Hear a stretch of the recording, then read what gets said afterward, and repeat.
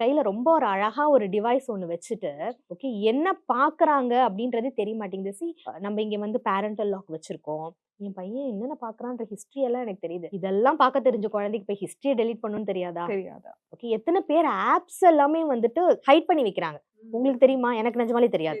இருக்கிற ஆப்ஸ் எல்லாத்தையும் ஹைட் பண்ணி வச்சுட்டு, அங்க வீட்ல வந்து அப்பா, அம்மா நெனச்சிட்டு இருப்பாங்க, என்னோட குழந்தை வந்து எந்த ஒரு சோசியல் மீடியா ஆப்புமே பார்க்கல அப்படின்றது. அப்பா, அம்மா தூங்க போனதுக்கு அப்புறம் அழகா அந்த ஃபோன எடுத்து, அந்த ஹைட் பண்ண ஆப்லேருந்து சேட்டிங். நைட் எல்லாம் சேட் நடக்குது. எப்ப தூங்குறாங்க, எப்ப பண்றாங்க அப்படின்றது.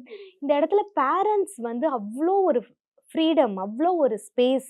இத தவிர்க்கணும்னா ஒண்ணுமே இல்ல. நம்ம முன்னாடி சொன்ன மாதிரி ஒரு நாளைக்கு 20 மினிட்ஸ் நம்ம உட்கார்ந்து பேசணும்.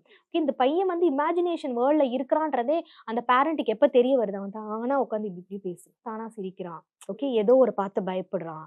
ஓகே இதுக்கு வந்து நம்ம வந்துருச்சு இதெல்லாம் பண்றேன் அப்படின்னு தான் சொன்னாங்க. பட் ஃபேக்ட் என்னன்னா too much of screen time. ஒரு ஹியூமன் பீயிங் தனக்கு பக்கத்துல இருந்து பேசுற மாதிரி நினைச்சிருக்காங்க. அப்ப இதுல இருந்தே இன்டைரக்டா என்ன தெரிய வருது? பிராக்டிக்கலா அங்க உண்மையா வந்து அப்பா அம்மா கூட பேசல, விளையாடல.